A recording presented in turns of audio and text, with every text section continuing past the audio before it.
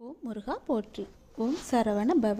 என் அன்பு குழந்தையே, உன்னுடைய பிரச்சனையை தீர்க்க இன்று இரவு இந்த திருச்செந்தூர் முருகன் ஏதாவது ஒரு ரூபத்தில் உன்னை தேடி வருவேன். வந்தது நான் என்று நீ கண்டு கொண்டால் உன் கவலை இன்றோடு தீரும். உனக்கு தங்க புதையலே கிடைக்கும் யோகம் உண்டாகும். அந்த தங்க புதையலோடு உனக்கான நல்லது எல்லாம் வரிசையாக நடக்கத் தொடங்கும். சீக்கிரம் தொடு, உனக்கு சீக்கிரமாகவே தங்க புதையலை நான் என் அனுமதியின்றி எதுவுமே உன்னை நெருங்க முடியாது. உன்னை திருப்திப்படுத்துவேன். என்னையே நம்பி இருக்கும் உன்னை காப்பதே என்னுடைய வேலை. உன் அப்பா நான் இருக்கும் வரை உன்னை நான் தாங்கிக் கொண்டே இருப்பேன். எந்த சலனமும் பயமும் வேண்டாம் உனக்கு. உன் கஷ்டத்தை நான் தாங்குவேன்.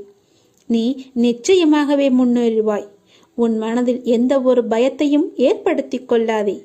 அப்படி உன் மனதில் பயம் இருந்தால் அதை தூக்கி எறிந்துவிடு. உன்னோடு நான் இருக்கிறேன். எல்லாவற்றையுமே நான் பார்த்து கொள்வேன். பல இரவுகள் நீ தூங்காமல் கழித்தது எல்லாமே எனக்கு தெரியும். எத்தனை இரவுகளை நீ அழுது கொண்டே இருந்தாய், அழுது புலம்பிக் கொண்டே இருந்தாய் என்று. எத்தனை இரவுகளை நீ முழித்திருந்தே கழித்தாய் என்று எனக்கு நன்கு தெரியும். அதனால் கவலைப்படாதே. இந்த நொடி முதலே உன் வாழ்க்கைக்கான நல்ல ஆரம்பம் தொடங்கிவிட்டது. எல்லாம் வெற்றியே. உனக்கு நிறையவே பிரச்சனை இருக்கிறது. எதை சொல்லி எங்கே போய் அழுவது என்று தெரியாமல் நீ தினமும் புலம்பி தவித்து கொண்டிருக்கிறாய். எனக்கென்று யாருமே இல்லையே, நீங்களும் இருக்க மாட்டீர்களா அப்பா என்று என்னிடமே நீ கேட்கிறாய். உனக்கு யார் இல்லை? எல்லோருமே இருக்கிறார்களே. நீதான் அவர்களை புரிந்து கொள்ளவில்லை. யார் என்று சொல்கிறேன் தெரியுமா? அந்த கடவுளை தான் சொல்கிறேன். உனக்காக அம்மாவாக அந்த அம்மன் இருக்கிறார். அப்பாவாக அப்பன் ஈசன் இருக்கிறார். குருவாக நானும் இருக்கிறேன். உனக்காக எல்லோருமே இருக்கும்போது, உனக்காக அந்த கடவுள்களே இருக்கும்போது நீ ஏன் எனக்கு யாருமே இல்லை என்று சொல்கிறாய்? உன் கவலையை போக்க அந்த படைத்த இறைவன் எங்களுக்கு தெரியாதா? உன் பிரச்சனை என்ன என்பது எங்களுக்கு தெரியாதா? உன் பிரச்சனையை கேட்பதற்கு எவரும் இல்லை என்று நீ கவலைப்படாதே. உங்களுக்காக உனக்காக நாங்கள் எல்லோருமே இருக்கிறோம். எந்த பிரச்சனையாக இருந்தாலும் சரி, எங்களிடம் சொல். உடனே நாங்கள் தீர்வு கொடுக்கிறோம். உனக்காக, என்னுடைய குழந்தைகளுக்காக நாங்கள் எது வேண்டுமானாலும் செய்வோம். உன்னை படைத்தது யார் என்று நினைக்கிறாய்? உன்னை படைத்தது நாங்கள்தான். எங்களுக்கு தெரியாதா? நீ எங்கு, எப்போது, எப்படி பிறக்க வேண்டும், யார் வயிற்றில் பிறக்க வேண்டும், யார் உனக்கு அப்பாவாகவும் அம்மாவாகவும் இருக்க வேண்டும் என்று எங்களுக்கு தெரிந்துதான் நான் உன்னை படைத்தேன். நாங்கள் உங்களுக்கு செய்வது எல்லாமே நன்மையாகத்தான் இருக்கும். அதனால்தான் இவர்களுக்கு உன்னை பிள்ளையாக படைத்தேன். இப்போது நடந்தது, இதற்கு முன்பு நடந்தது, இனிமேல் நடக்கப் போவது எல்லாமே எங்களுக்கு தெரிந்துதான் நடக்கிறது என்பதை நீ ஏன் மறந்துவிட்டாய்? உன்னுடைய கவலைகளை பற்றி எங்களுக்கு தெரியாதா? உன்னுடைய பிரச்சனைகள் எல்லாமே தீரும் நேரத்தை நீ நெருங்கிவிட்டாய். நீ இதுவரை அனுபவித்தது பூர்வ ஜென்ம, முந்தைய ஜென்ம கர்மாவின் பலன்தான். மிச்சம் இருந்தது. அது இப்போது முழுவதுமாகவே தீர்ந்துவிட்டது. இன்னும் நான் உனக்கு நிறையவே கொடுக்கப் போகிறோம். அதை பெறுவதற்கு நீ தயாராக இரு. என்ன கஷ்டத்தை கொடுக்கப் போகிறீர்களா என்றுதானே நீ கேட்கிறாய்? அவ்வளவு சோதனைகளை நீ தாங்கி இருக்கிறாய். அவ்வளவு பிரச்சனைகளை நீ பார்த்து இருக்கிறாய். கவலைப்படாதே. இனி வருவது உனக்கு பிரச்சனை அல்ல, உனக்கு கவலையும் அல்ல, உனக்கு சந்தோஷம்தான். உன்னுடைய பிரச்சனைகள் எல்லாமே முடிந்து விட்டது. அதற்கு தீர்வும் நீ கண்டுவிட்டாய். இனி நடக்கப் போவது எல்லாமே உனக்கு ஜெயமாகவே இருக்கும், சந்தோஷமாகவே இருக்கும். நீ கேட்டது அனைத்துமே உங்களுக்கு கிடைக்கும். நீ எதிர்பார்த்தபடியே உன்னுடைய வாழ்க்கை நிச்சயமாகவே அமையும். என் வார்த்தையை நம்பு. உன்னை நான் படைத்தேன். பக்தியுடனும் நம்பிக்கையுடனும் விசுவாசத்துடனும் என்னை நோக்கிய வணங்கிய மறுகணமே உன் கண்முன் நான் காட்சி அளிப்பேன். நான் உனக்கு காட்சி தரப்போகிறேன். நான் உன்னை கண்டிக்கிறேன். நீ ஏன் தேவையில்லாத செயல்களை எல்லாம் இழுத்து போட்டுக்கொண்டு செய்து கொண்டிருக்கிறாய்? நான் உனக்கு இப்போதே எச்சரிக்கிறேன். தேவையில்லாத செயல்களை நீ செய்யாதே. நீ கடந்து போனதை நினைத்து இடிந்து போகிறாய். வேண்டாம். நீ அடுத்தவரோடு ஒப்பிட்டு பார்த்து நீ துவண்டு போகிறாய்.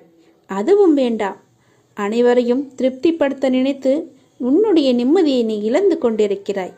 அதுவுமே உனக்கு வேண்டாம். நீ தேவையில்லாத இந்த செயல்களையெல்லாம் நீ செய்யாதே. நான் சொல்வது போல செய். நீ சந்தோஷமாகவே இருப்பாய். உன் பாதையில் இனி எல்லாமே வெற்றியாகவே அமையும்.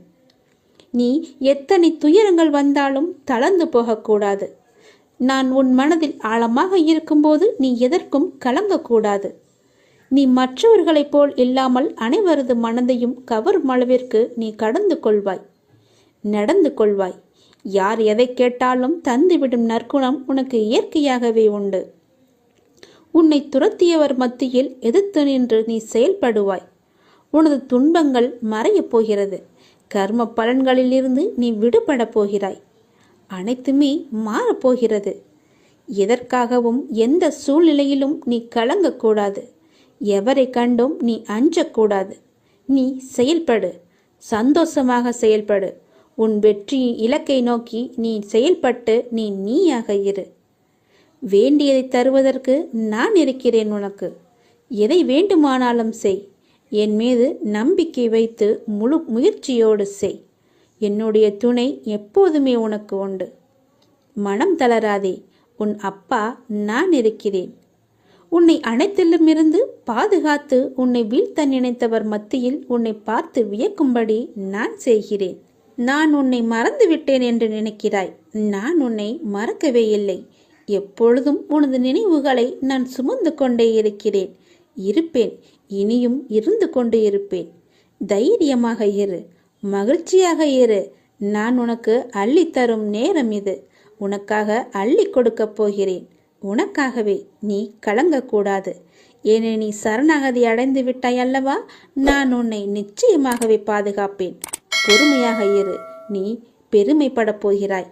அப்பா நான் உனக்கு துணையாக இருக்கிறேன். ஏதாவது ரூபத்தில் நானே உனக்கு வந்து உதவப் போகின்றேன். உன் தேவைகளை நிறைவேற்றப் போகிறேன். அனைத்தையும் நானே நடத்துகின்றேன் என்று திடமாக நீ நம்பு. எனக்கு நானாகவே செய்கிறேன் என்ற எண்ணத்தை நீ வரவிடாதே. நான் உனக்கு துணையாக இருப்பேன். நீ நடக்கும் பாதையில் முட்கள் இருந்தால் அதை நானே உனக்கு முன்பாகவே சென்று கலைத்து விடுகின்றேன். நான் உன்னுடைய வந்து கொண்டிருக்கின்றேன். உன் பின்னால் நான் வந்து கொண்டே இருக்கிறேன். உனக்கு முன்னால் சென்று உன் கால்களை குத்தும் முட்களை நானே எடுத்து விடுகின்றேன். கவலையே படாதே. உனக்கு உதவ ஏதாவது ஒரு ரூபத்தில் உன் அருகில் நான் இருப்பேன். நீ எதற்கும் பயப்படக்கூடாது. உன்னுடைய தேவைகள் எது என்று நீ கருதுகின்றாயோ அதை எல்லாவற்றையுமே நானே நிறைவேற்றி தருகிறேன். நீ செய்ய வேண்டியது எல்லாம் நீ நல்லதையே நினைப்பது மட்டுமே. நல்லதை மட்டுமே செய்ய வேண்டியது. உனக்கு தீமை வந்தாலும் நீ செய்த நன்மை நிச்சயம் உன்னை காப்பாற்றும். அதனால் எப்பொழுதெல்லாம் உனக்கு நேரம் கிடைக்கின்றதோ அப்போதெல்லாம் உன்னால் முடிந்த உதவிகளை, சிறு சிறு உதவிகளை மற்றவர்களுக்கு செய்து வா. அவர்களால் முடியாது, இயலாதவர்களாக பார்த்து நீ உதவி செய். நிச்சயம் உனக்கு பல நன்மைகள் காத்திருக்கும். உன்னுடைய கர்மக்கள் எல்லாம் ஒழிந்துவிடும். உனக்கு புண்ணியங்கள் சேர்ந்து கொண்டே இருக்கும். உன்னை பற்றி பிற நல்லவிதமாகத்தான் நினைக்க வேண்டும் என்பதை நீ விரும்பக்கூடாது. உன்னுடைய இயல்பு எது என்றோ அப்படியே நீ இரு. உன்னுடைய இயல்பிலிருந்து மாறாமல் இரு. படைத்தவன் எனக்கு தெரியும் நீ சிறந்தவன் என்று. நான் உன்னை எப்படி படைத்தேனோ அப்படியே இரு. யாருக்காகவும் உன்னை நீ மாற்றிக்கொள்ள விரும்பாதே. யாருக்காகவும் நீ மாற்றிக்கொள்ள கூடவும் கூடாது. உன்னுடைய அப்பாவின் கட்டளை இது. நன்றாக வாழ்ந்தவன் கெட்டதும் இல்லை, துயரங்கள் எதுவும் நிரந்தரமும் இல்லை. அதனால் உன்னுடைய கஷ்டங்கள், இன்றைய கஷ்டங்கள் நாளையே இன்பமாக மாறும். அதனால் அதை நீ பெரிதாக எடுத்துக்கொண்டு இன்றைய இன்பத்தை நீ தொலைத்து விடாதே. எதுவரை போகட்டுமோ போகட்டும். உனக்கு நான் இருக்கின்றேன். மனம் தளராதே. அனைத்துமே ஒரு நாள் முடிவுக்கு வந்து சேரும். பிரச்சனை என்று இருந்தால் அதற்கு ஒரு தீர்வு என்று இருக்கும் அல்லவா? பயப்படாதே. எல்லாவற்றையும் உருவாக்கியவன் நான் தான். நான் பார்த்து கொள்கிறேன். எதிலும் பொறுமை, எங்கும் பொறுமை. உன்னிடத்தில் அனைத்து நல்ல பண்புகளையும் நான் கொடுப்பேன். உன்னுடைய கர்ம பலனை நான் கழித்து வருவதால் உனக்கு எல்லாமே தாமதமாகிறது. நம்பிக்கையை மட்டும் கைவிட்டு விடாதே. என்னை நம்பு. யார் விட்டாலும் நான் உன்னை கைவிடவே மாட்டேன். உன்னுடைய வாழ்க்கையின் அடுத்த கட்டம் ஆரம்பமாகிவிட்டது. இது மகிழ்ச்சியாக உனக்கு பிடித்த மாதிரி நான் தருகிறேன். நீ எதை வேண்டி என்னிடம் வந்தாயோ அது வரும் அமாவாசைக்குள் உன்னை வந்து சேரும். நீ மகிழ்ச்சியாகவே இருப்பாய். இது சத்தியம். இது என்னுடைய சத்திய வாக்கு. கர்மங்களை எல்லாம் குறைத்து கொள்ள ஒரு எளிய வழி சொல்கிறேன். அதை நீ தைரியமாக அனுப்புவது மட்டுமே.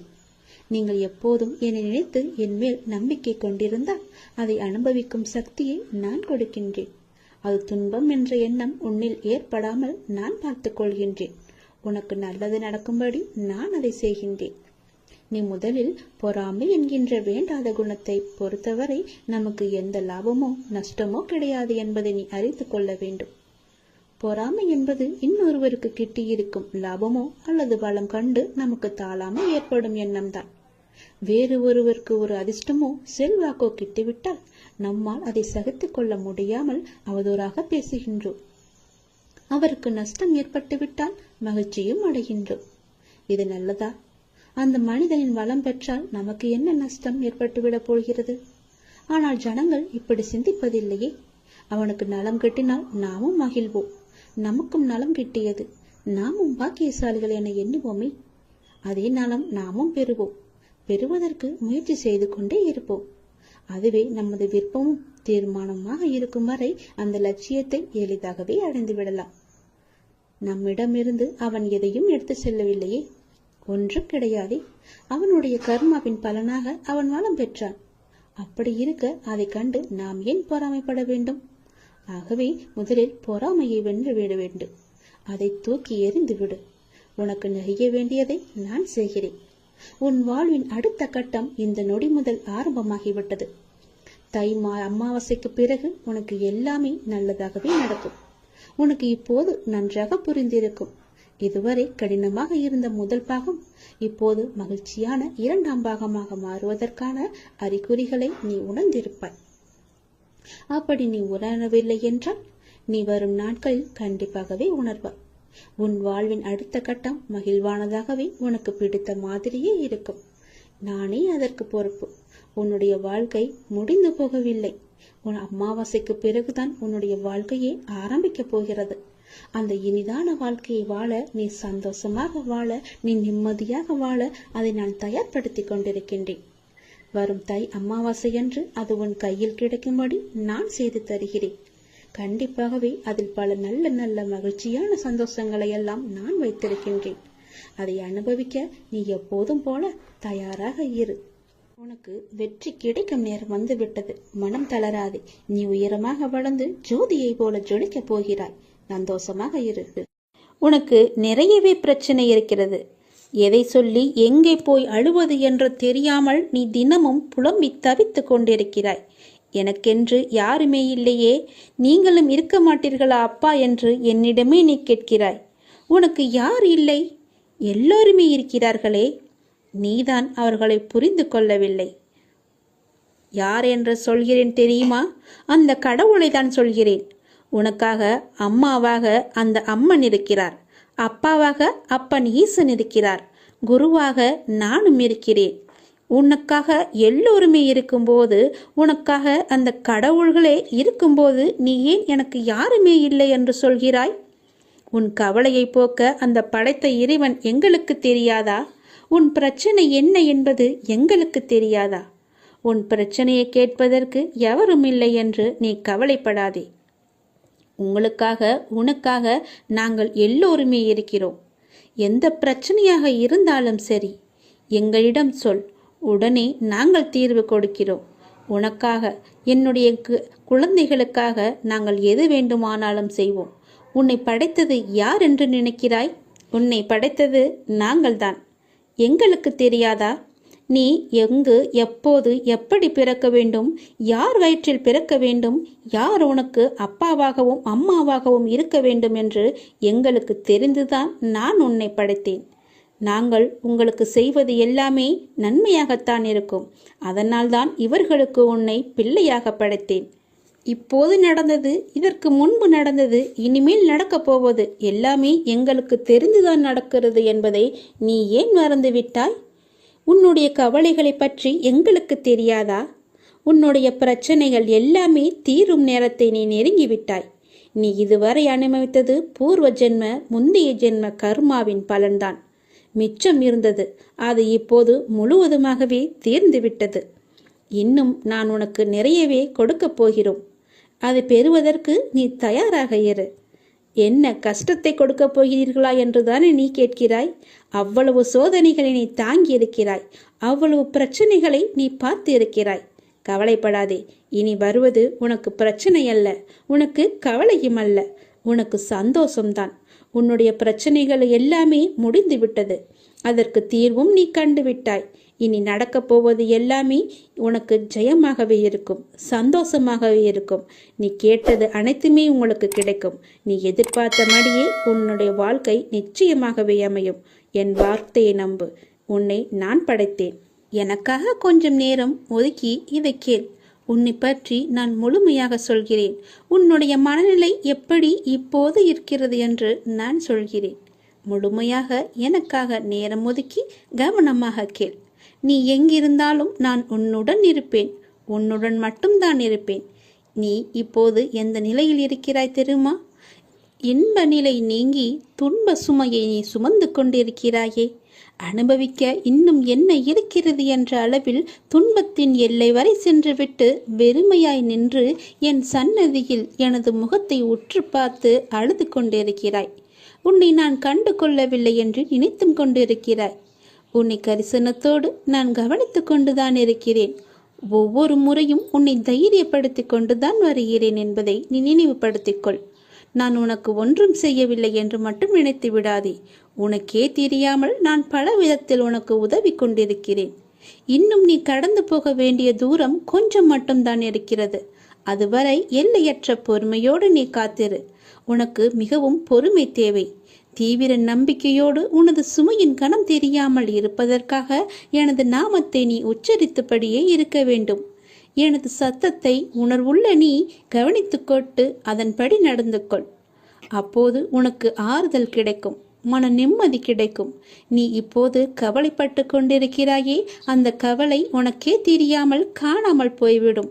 இருந்த இடம் தெரியாமல் போய்விடும். நீ எதை பற்றியுமே மனதில் வைத்துக்கொண்டு சஞ்சலப்பட்டு கொண்டிருக்காதே. நான் உன் கூடவே இருக்கிறேன். எது வந்தாலும் நான் பார்த்து கொள்கிறேன். என்னுடைய அருள் நான் உனக்கு தருகிறேன். என் அருள் முழுவதையும் ஆசீர்வாதத்தையும் நான் உனக்கு தருகிறேன். நான் உனக்கு அருள் செய்ய காத்து கொண்டிருக்கிறேன். இப்படியெல்லாம் நான் செய்யும்போது நீ எதற்காக வீணாக கவலைப்பட்டு கொண்டு உன்னை நீயே வருத்தி கொண்டிருக்கிறாய்? வேண்டாம் தங்கமே. வீசும் காற்றுக்கு அளவுகோல் தெரியாது. பாய்ந்து சுழன்று வரும் அலையான நீருக்கு அளவு கிடையாது. சுடர்கொண்டு எரியும் நெருப்புக்கு அளவை எட்ட முடியாது. பரந்த ஆகாயத்திற்கு எல்லை என்ற அளவுகோல் இல்லை. நீளம் என்ற பரந்த பூமிக்கு ஆழங்களின் அளவுகோல் இல்லை. நீ போகும் தூரத்திற்கும் கடக்கும் பாதைக்கும் உன் அனுபவங்களுக்கும் அளவுகோல் உண்டா? இவற்றுக்கே இல்லை என்ற போது உன் வெற்றியை மட்டும் உனக்கு அளவுகோல் வைத்தால் நான் கொடுப்பேன். உனக்கான எல்லாமே தக்க சமயத்தில் கொடுத்து நான் உன்னை வாழ வைப்பேன். உன்னுடைய பாதைகள் எல்லாமே தெளிவாகும் காலம் வந்துவிட்டது. பணிகள் படர்ந்து இருள் சூழ்ந்த கஷ்டங்கள் எல்லாமே விலகி போகப் போகிறது. உன் மனம் நொந்து போன விஷயங்கள் எல்லாமே இப்போது உன் மனம் மகிழ்ச்சி அடையும் அளவிற்கு இனிமேல் ஒன்றின் பின் ஒன்றாக நிகழப்போகிறது. நிம்மதி என்ற மலர் உன் வீட்டில் பூக்கப் போகிறது. உன் மனதில் மலரப் போகிறது. இனிமேல் தென்றலாய் வசந்தமாய் நீ எப்போதும் வசந்த காற்றை சுவாசிக்கப் போகிறாய். நீ எதற்காகவுமே பயப்படாதே, கலங்காதே. உன்னில் வெற்றி என்ற தீபத்தை நான் ஏற்றி காமிக்கிறேன். அகிலத்தின் ரூபமாய் நான் எப்போதுமே உனக்கு துணையாக இருப்பேன். இது நிச்சயமாகவே நடக்கும். எதை பற்றியுமே கவலைப்படாதே. இன்றைய இப்போதைய சூழ்நிலையை வைத்து எதிர்காலத்தை நீ தீர்மானித்து விடாதே. எல்லாவற்றையுமே நானே பார்த்து கொள்கிறேன். உன் அப்பா நான் இருக்கும்போது எதற்குமே நீ கவலைப்படாதே. உனக்கான தவம் முடிவடைய உள்ளது. நீ என்னிடம் நிறைய வேண்டுதல்களை வைத்தாய். அதற்காகத்தான் இத்தனை நாட்கள் அது நிறைவேற வேண்டுமென்று உனக்காக நான் பசியும் பட்டினியாக தவம் இருந்து வந்தேன். அந்த தவம் இப்போது முடியும் தருவாயில் இருக்கிறது. நான் எனது கண்களை திறந்து பார்க்க போகிறேன். நான் எனது கண்களை திறந்து உனக்கு பல வரங்களை அளிக்க உள்ளேன். பிறக்கப் போகும் நாள் உனக்கு புது வாழ்வாக அமையப் போகிறது. பல பல அற்புதங்கள் நிகழப்போகின்றன.